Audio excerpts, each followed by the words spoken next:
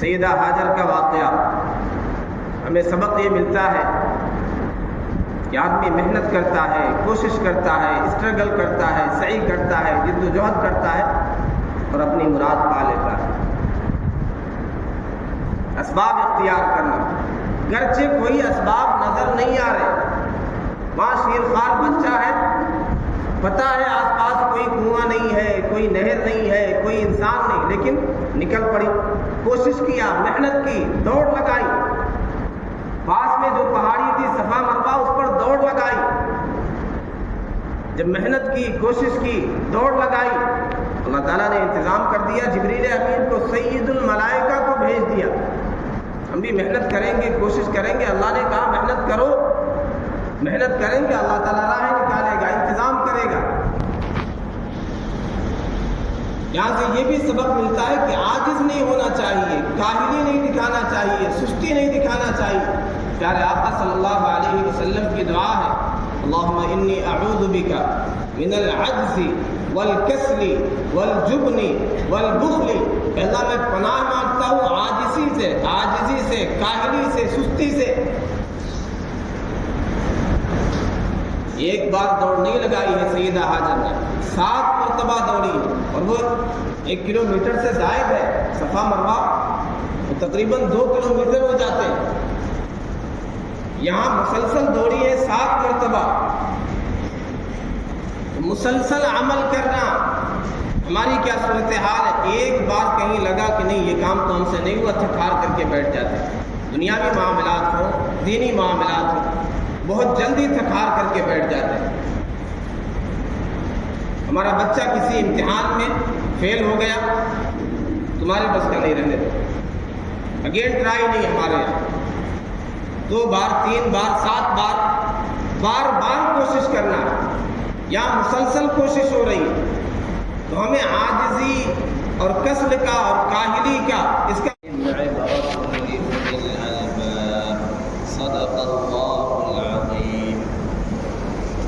بات تکبیر تشریف پڑھیں۔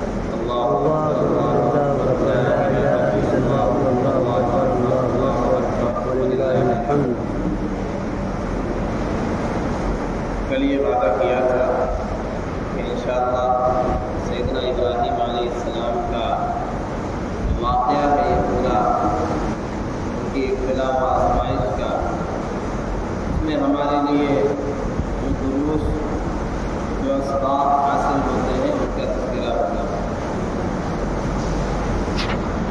واقعات کی تفصیل میں انشاءاللہ نہیں جانا ہے، جو ہمارے لیے نکات ملتے ہیں، جو فوائد ملتے ہیں، جو سبق ملتے ہیں، انہیں انشاءاللہ بیان کرنا اختصار کے ساتھ۔ اللہ تعالیٰ جل شانہ کا ارشاد ہے، لقد كان في قصصهم عبرة لأولي الألباب، جو ہم نے قرآن میں واقعات بیان کیے، جو قصے بیان کیے ہیں انبیاء کے، سیدنا یوسف علیہ السلام کے، سیدنا موسیٰ علیہ السلام کے، سیدنا ابراہیم علیہ السلام کے، اور دیگر جو واقعات، اس میں عبرت ہے، اس میں درس ہے، اس میں اسباب۔ یہ قصہ صرف ایک کہانی کے طور پہ برائے قصہ تو نہیں بیان کیا گیا ہے۔ سیدنا ابراہیم علیہ السلام کی زندگی، ان کا جو واقعہ قرآن میں مقبول ہے، جو ہمیں معلوم ہے، اس میں ہمارے لیے کیا اسباب؟ سب سے پہلی چیز، اگر ہم سیدنا ابراہیم علیہ السلام کی زندگی پر نگاہ دوڑائیں تو یہ معلوم ہوتا ہے کہ ابتلا اور آزمائش سے بھری پڑی، مسلسل امتحانات ہیں، ایک سے بڑھ کر ایک آزمائش ہے۔ وَإِذِ ابْتَلَىٰ إِبْرَاهِيمَ رَبُّهُ بِكَلِمَاتٍ فَأَتَمَّهُنَّ، یاد کریے اس وقت کو جب سیدنا ابراہیم علیہ السلام کو ان کے رب نے آزمایا، چند باتوں کے ذریعے سے، چند کلمات کے ذریعے سے، چند احکام کے ذریعے سے، فَأَتَمَّهُنَّ، انہوں نے پورا کر کے دکھلا دیا، امتحان میں 100% کامیاب۔ مسلسل آزمائشیں ہیں، ابتلا اور امتحان ہے۔ اولو العزم پیغمبر ہیں، نبی اکرم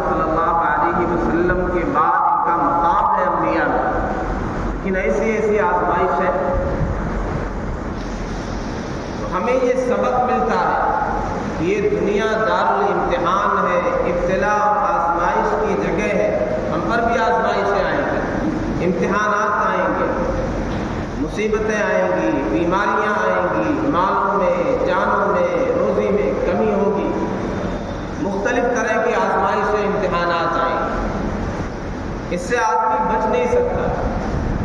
پھر جو ایمان والا ہے، جتنا ایمان میں اس کے صلابت اور پختگی ہے، یبتلی المرء علی قدر دینہ، آدمی کو اس کے دین کے اعتبار سے آزمایا جاتا ہے۔ فإن كان فی دینہ صلابہ، اگر اس کے دین میں سختی ہے، صلابت ہے، مضبوطی ہے، مصیبتوں میں اضافہ ہوتا ہے، آزمائشیں اور زیادہ آتی ہیں۔ وإن كان فی دینہ رقہ، اگر دین میں کمزوری ہے تو اس کے اعتبار سے آزمائش ہو۔ ظاہر انبیاء تو ان کا ایمانی لیول بہت ہائی ہوتا ہے، اسی لیے آزمائشیں بھی ان سے سب سے سخت ہوتی ہیں۔ اشد البلاء علی الانبیاء، سب سے سخت آزمائشیں اور امتحانات انبیاء دیتے ہیں۔ رحمت دو عالم صلی اللہ علیہ وسلم کا فرمان عالی شان ہے کہ مجھے جتنا راہ خدا میں ستایا گیا، وَلَقَدْ أُوذِيتُ فِي سَبِيلِ اللَّهِ مَا يُؤْذَى أَحَدٌ مِّن قَبْلِي وَلَقَدْ أُخِفْتُ فِي سَبِيلِ اللَّهِ مَا يُخَافُ أَحَدٌ، جتنا مجھے راہ خدا میں ستایا گیا، جیسی جیسی آزمائشیں آئیں کسی اور پر نہیں آئیں۔ ہم پر بھی آزمائشیں، ہم حسبتم ان تدخلوا الجنہ، کیا تم نے یہ گمان کر رکھا ہے، یہ سمجھ رکھا کہ جنت میں یوں ہی داخل ہو جاؤ گے؟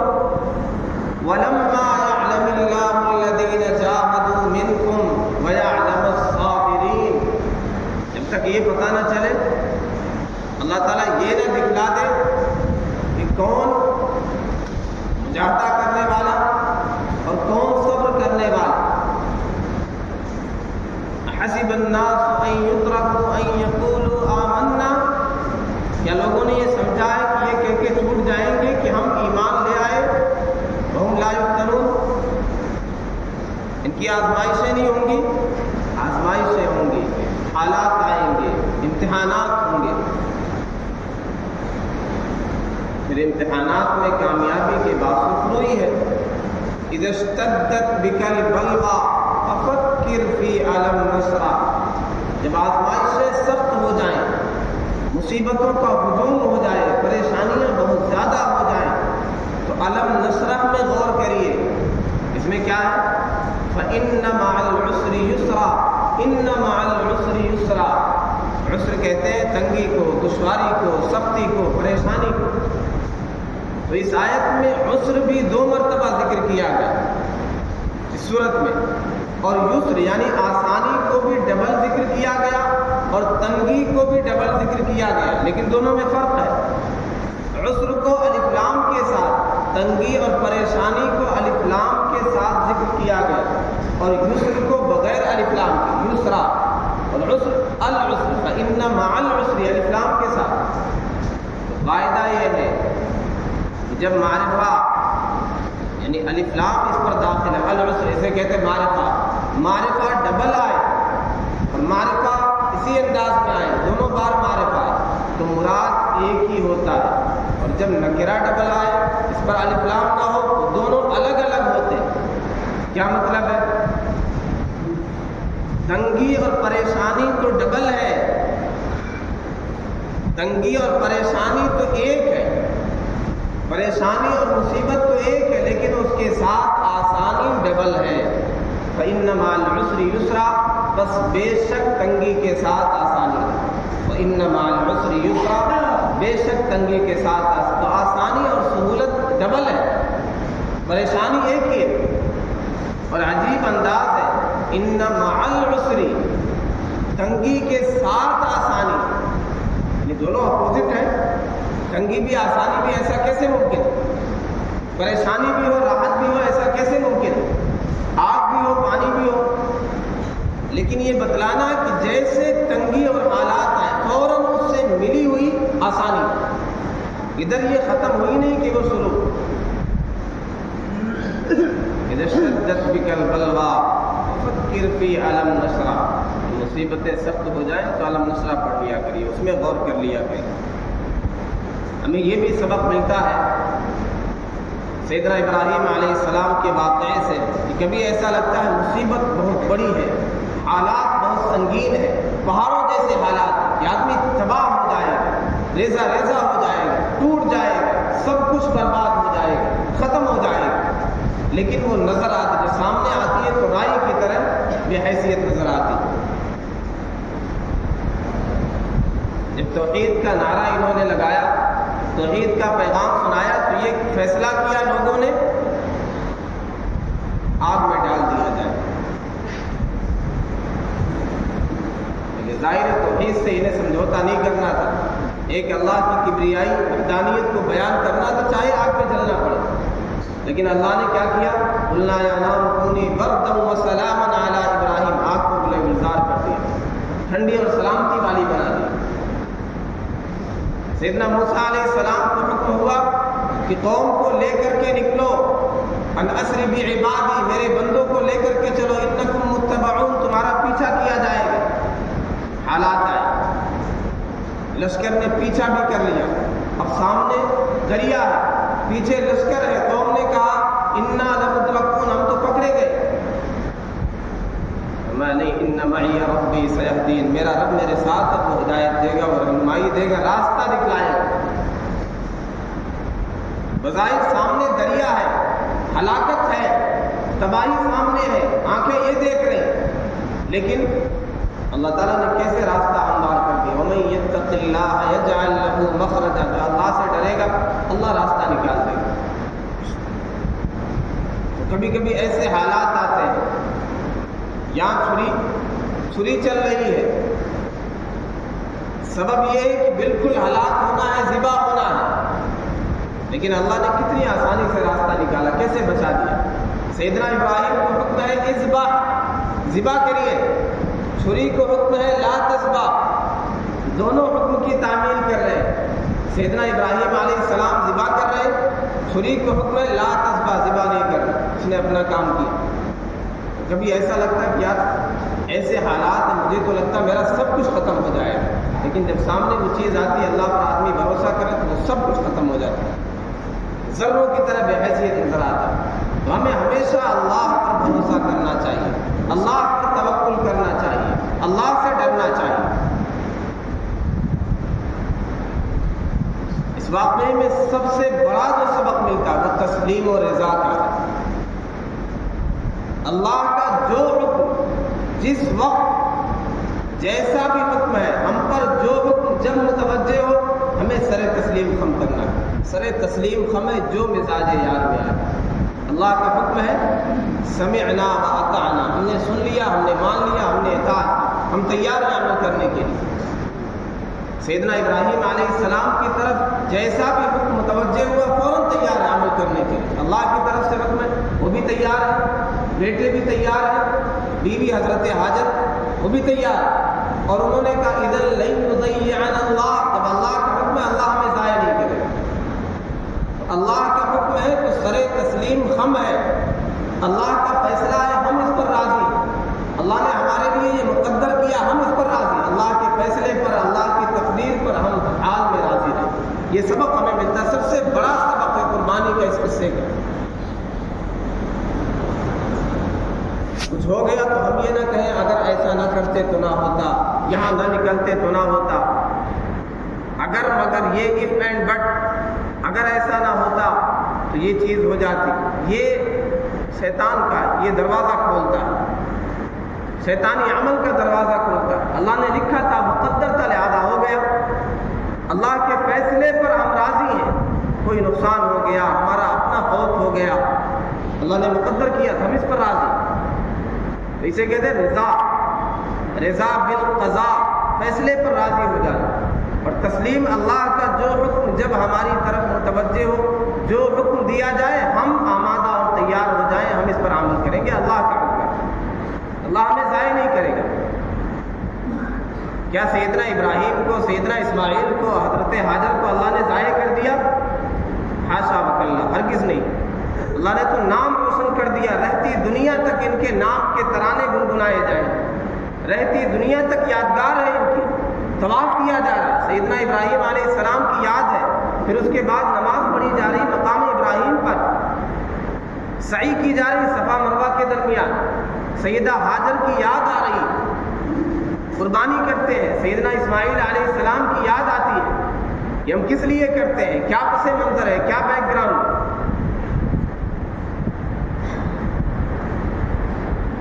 ہماری طرف اللہ کا حکم متوجہ ہوتا ہے، کوئی فیصلہ ہے، گھر کی تقسیم کا مسئلہ ہے، مال و جائیداد کی تقسیم کا مسئلہ ہے، ایک عام مزاج ہے، گھر والے یہاں شریعت نہیں چلے گی،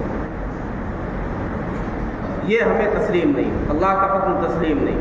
پھر قرآن کا فیصلہ ہے، اللہ کی قسم فلا وربک لا یؤمنون، اے محبوب آپ کے رب کی قسم یہ مومن نہیں ہے، حتی یحکموک فیما شجر بینہم، جب تک کہ آپ کو حاکم نہ بنائے اپنے آپسی معاملات میں، اختلافات میں، ثم لا یجدوا فی انفسہم حرجا مما قضیت، پھر جو آپ نے فیصلہ کر دیا اس میں یہ کوئی تنگی دل میں محسوس نہ کرے، وَيُسَلِّمُوا تَسْلِيمًا، سر تسلیم خم کر دے۔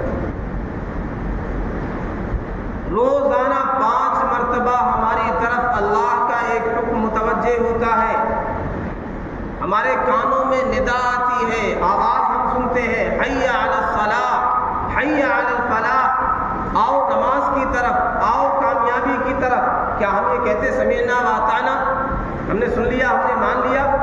اکثر مسلمان کہتے سمعنا وعصینا، ہم نے سن لیا لیکن ماننے کے لیے تیار نہیں، ہم نے نافرمانی کی۔ 5 مرتبہ یہ حکم ہم سنتے ہیں، مسلمان سنتا ہے، لیکن یہ آسان سا حکم اس پر عمل کرنے کے لیے تیار نہیں۔ ہم سے یہ نہیں کہا جا رہا کہ بیٹے کو ذبح کرنا ہے، ہم سے یہ نہیں کہا جا رہا کہ بیوی کو لے جا کر کے وادی بیاب و گیا میں چھوڑ دینا ہے، ہم سے یہ نہیں کہا جا رہا مال چھوڑ دو، وطن چھوڑ دو، سب کچھ قربان کر دو، بس اتنا کہا جا رہا ہے گھر سے نکل جاؤ، بستر کو چھوڑ دو، مسجد چلے جاؤ۔ اتنا آسان عمل، اس پر عمل کرنے کے لیے تیار نہیں، ایسا امر، آسان امر، یہ آسان سا حکم، اس پر عمل کرنے کے لیے تیار نہیں۔ تو قربانی کے دن ہمیں یہ یاد رکھنا چاہیے کہ سب سے بڑا سبق ہمیں یہ ملتا ہے تسلیم و رضا کا، جو حکم اللہ کی طرف متوجہ ہو، عمل کرنے کے لیے تیار ہو جائے، جیسا بھی حکم ہو۔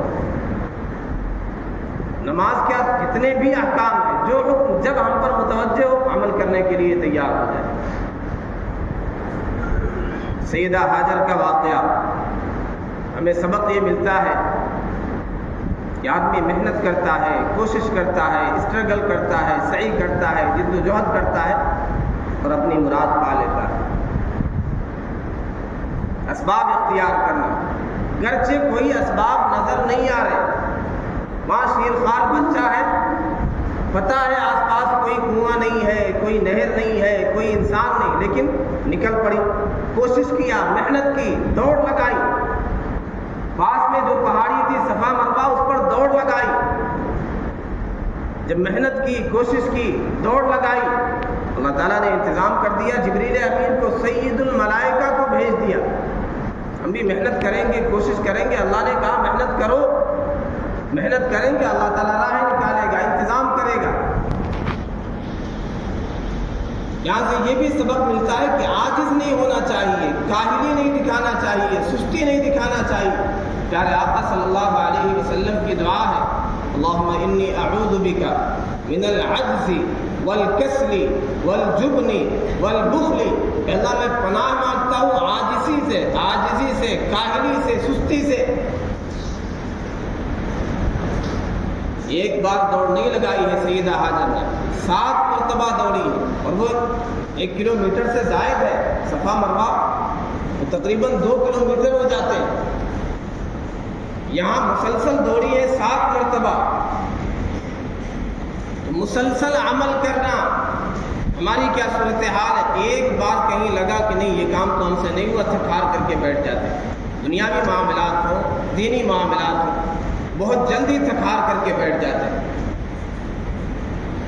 ہمارا بچہ کسی امتحان میں فیل ہو گیا، تمہارے بس کا نہیں رہنے دو، اگین ٹرائی نہیں، ہمارے یہاں 2 بار 3 بار 7 بار بار بار کوشش کرنا یا مسلسل کوشش ہو رہی ہے، تو ہمیں عاجزی اور کسل کا اور کاہلی کا اس کا مظاہرہ نہیں کرنا چاہیے. ہمیں اس سے یہ سبق ملتا ہے سیدہ حاجر کے واقعے سے.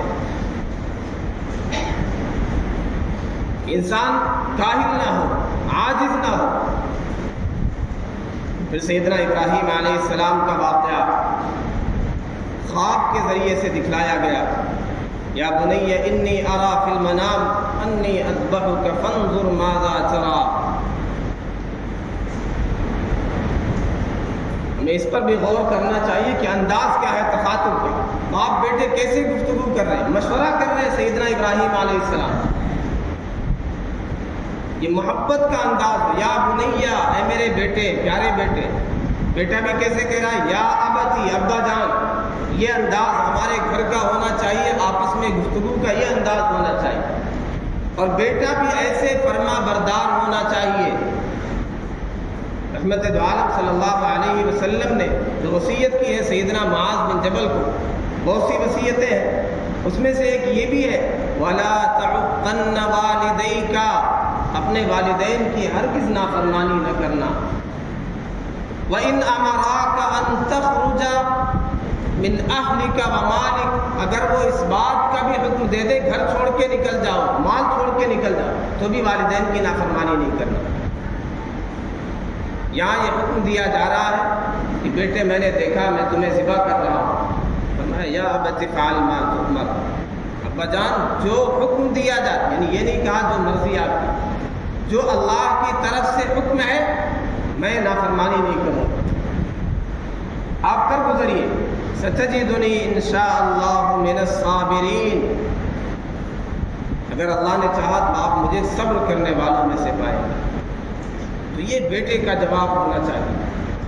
اگر نافرمانی کی بات نہیں، یعنی اللہ کی نافرمانی کی بات نہیں ہے، معصیت کی بات نہیں ہے، تو والدین کی فرما برداری کرنا چاہیے. سیدنا ابراہیم علیہ السلام کو خواب آیا، رؤیا الانبیاء حق، رؤیا الانبیاء صادق، انبیاء کے خواب سچے ہوتے ہیں، وحی ہوتے ہیں، برحق ہوتے ہیں، اس پر عمل کرنا ہوتا ہے. انبیاء کے خواب سچے ہوتے ہیں. معاشر الانبیاء، انبیاء کی جماعت تنام عینی، ہماری آنکھیں تو سوتی ہیں لیکن ہمارا دل نہیں سوتا. تو انبیاء کے خواب وحی ہوتے ہیں. یا جس کو انبیاء اپروول دے دے جس خواب کو کہ یہ ٹھیک ہے، اسے نافذ کر دے، وہ برحق ہوتا ہے. ہمارے خواب شریعت میں حجت نہیں ہے. انبیاء کے خواب حجت ہے، وحی ہوتے ہیں. یا جسے انبیاء اپروول دے دے.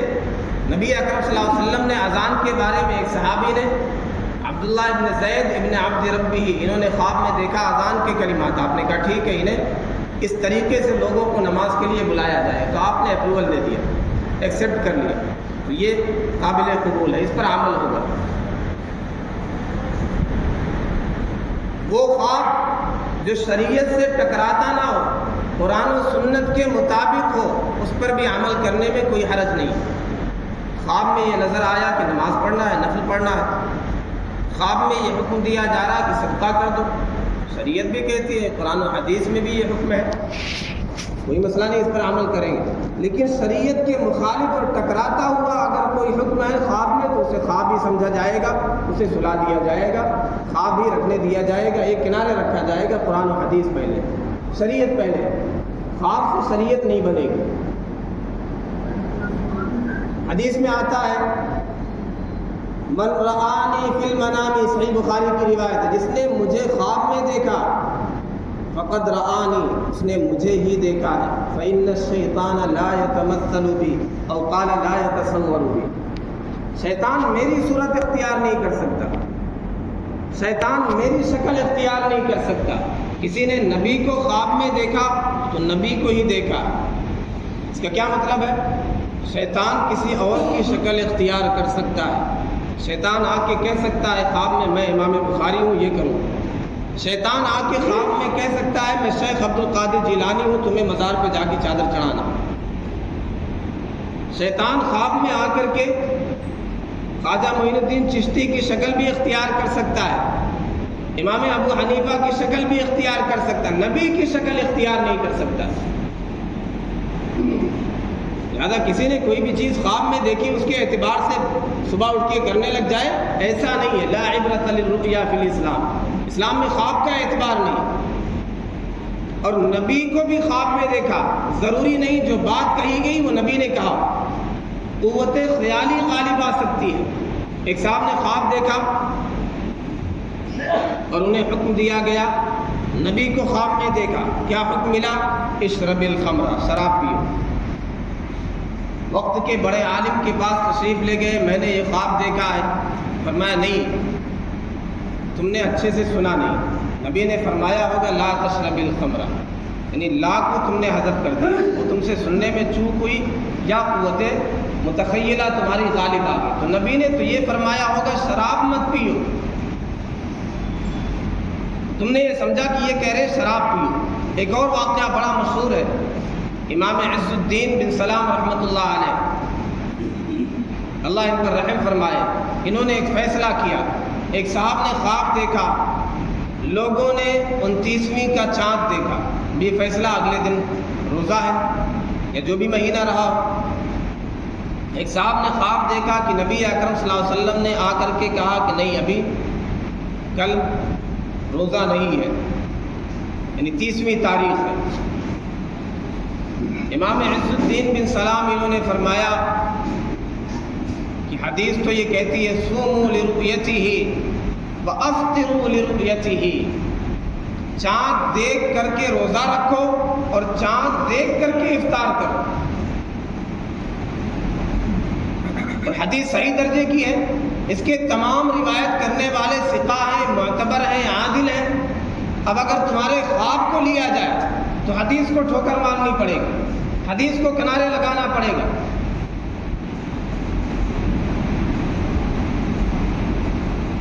لہذا قرآن و حدیث کے مقابلے میں خواب حجت نہیں ہے۔ اگر قرآن و حدیث سے ٹکراتا تمہارا خواب نہیں ہوتا تب تو اس پر عمل کیا جاتا۔ فیصلہ یہی ہے کہ لوگوں نے چاند کو دیکھا ہے، فیصلہ ہو چکا ہے، رؤیت عامہ ہو چکی ہے، لہذا مہینہ مکمل ہو گیا ہے، اگلا مہینہ شروع ہے، روزہ رکھا جائے گا۔ تم نے بھلے ہی نبی کو خواب میں دیکھا ہے، ہو سکتا ہے بات کچھ اور کہی گئی ہو، تم نے صحیح سے سمجھا نہیں ہو، لہذا اس بات کو نافذ نہیں کیا اور کہا جو حدیث کہتی ہے کہ چاند دیکھ کر کے روزہ رکھو، چاند دیکھ کر کے افطار کرو، اسی پر عمل ہوگا، تمہارے خواب کی کوئی حیثیت نہیں۔